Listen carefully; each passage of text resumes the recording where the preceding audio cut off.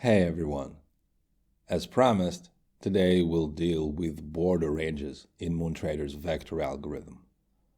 For this to make sense, you might want to watch the 3 prior videos in the series.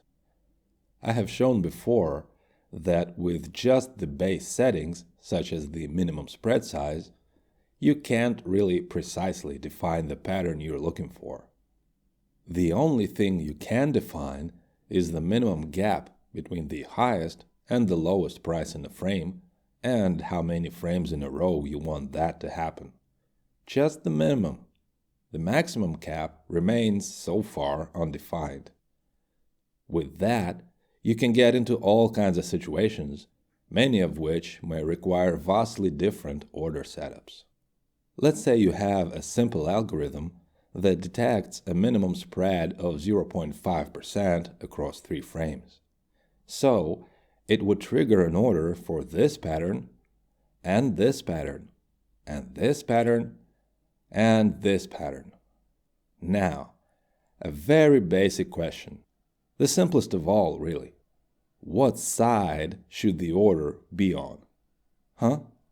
For all these, should I sell or should I buy? For the first one, you might say it doesn't matter, and I would agree. This specific pattern yields itself to either side quite well. And I managed to take advantage of situations like these more than once. Looks beautiful, doesn't it? But as for the rest, there is no common solution, no common answer. And as soon as your great algo that just took a bunch of profits in a row finds itself in a situation like this, all hell breaks loose, and in one fell swoop destroys all you have earned. And your profit-to-loss ratio would have to be in the double digits to keep this viable. I've been digging into the vector for over a month now, and I'm getting a strong feeling that this is different from all other algos, not only in its logic and parameters, but also in scope and targeting. It's not like with shots, where you go, okay, I've done some testing, and for this or that coin, the distance of 2% on the buy side seems to work pretty well. No. Here, I feel the scope of each algorithm must be as narrow as practicable. You have to define the shape of the pattern very strictly and know exactly what the likely outcome might be and how you want to act. Instead of one shots algo for 5 coins, here you might have 5 vector algos per coin that describe all the various possibilities. This is why I've come to believe that the border range settings are not nice to have. They are essential. Essential in shaping the desired pattern precisely enough for you to know what to do with it. So, how do they work? On the surface, it seems rather simple, and the manual says as much. Positive values, boundaries rising. Negative values, boundaries falling. Combine both for unidirectional movement. So let's see. Upper positive, upper negative, lower positive, lower negative, both positive, both negative, and 2 combinations with different directions. You probably don't need me to understand this. However, I think it might still be useful to figure out what actual values one needs to put into the boxes depending on what rate of price movement one is looking for, and, more importantly, what type of price movement one is trying to avoid. What makes it not so simple is the fact that we are typing in a percentage of price. Meaning, we are 2 levels of abstractions removed from what a trader usually knows best, price deltas. As is customary, I have recreated both calculations from the manual for upper and lower border ranges. Also, for clarity, I've added the relative price changes as compared to the lost frame boundary price. Alright, let's look at one of them. We see that with border range settings of 20 to 60% and given the last frame spread of 4.7%, the allowable range of frame boundary movement is from about 1% to about 3%. Good so far. The next thing I wanted to do was to bring this closer to my own experience, specifically to see how this would work with much smaller spreads. Let's say my algo was looking for minimum spreads of 0.5%, and at the same time, I wanted an upwards trend while avoiding boundary spikes greater than 0.2% of the price. So I plugged in a spread of 0.5% and limited any relative border price change between frames to 0.2%. Alright, this gives me around 40% for the top end of the border range. I thought I was onto something here. I found the top end. Now all I have to do is find the bottom.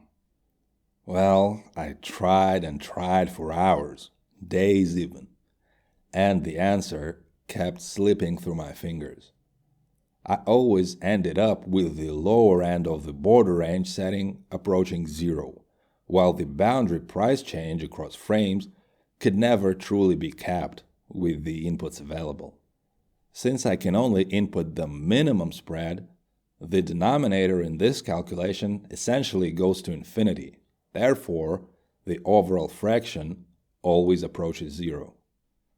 In real-world terms, let's say I set the top border range at 40%, but then I start getting spreads of 2% instead of 0.5%. Well, in this case, my setting of 40% would accept as normal a border change of 0.8% of the price.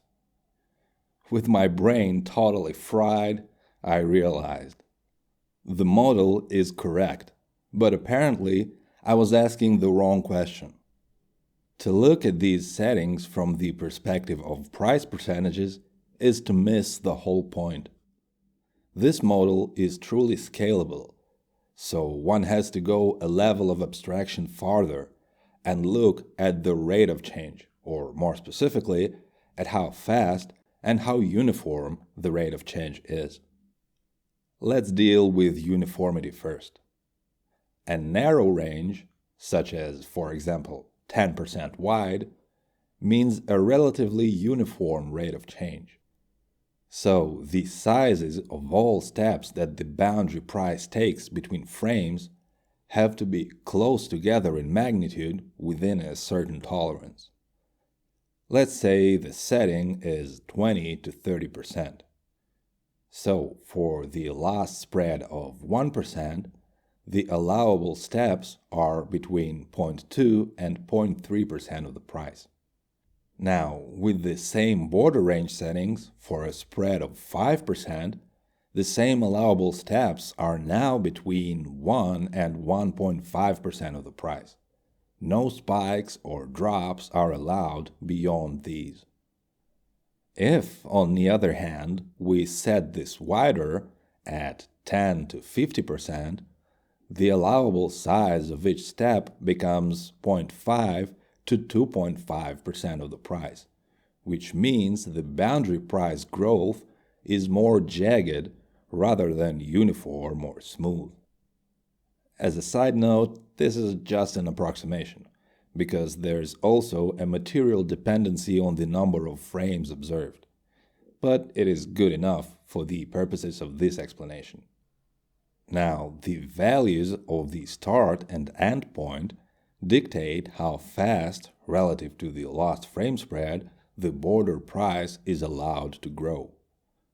Going back to this example, if the 10% wide band was instead located between 50 and 60%, the allowable size of each step would be 2.5 to 3%. You can see that it is still relatively uniform and smooth, without spikes, but much greater in overall magnitude. This can be visualized as follows. If this is the last spread size for reference, then this would correspond to a narrow uniform band starting low. and the allowable border price steps would look like this. This same narrow band starting higher would change the picture like this, and the wide band would look like this. Anything outside this band would tell the algo that the desired pattern or the desired shape of the trend has not been found, and therefore no orders. So this would be too slow to fit the target trend, and this would be too fast to fit the target trend. The genius of this algorithm is that it scales perfectly with any observed spread size as long as it is greater than the minimum set here. And it forces your mind to start thinking beyond simple price percentages. In terms of application, let's go back to what I've shown you earlier. So to make sure that my algo catches this type of pattern, but not this, I'd have to limit both the upper and the lower border ranges to a rather narrow band centered around 0%, which would allow a little bit of play up or down, but generally would mean that I'm looking for stable, almost horizontal borders on both sides. As soon as at least one border deviates too much from linearity, the orders would not be placed. I'm actually in awe of how clever this setup is. By understanding how this works, you'll be able to cleanly define any sort of pattern with continuous directional trend in a very scalable manner. And then you'd be able to decide what side your order should be on, whether you should use adaptive distances, and all of that other good stuff. Whoa, that was a tough one. What's left to cover in vector is the detect shot feature. Let's hope it's not as mind-bending as the border ranges.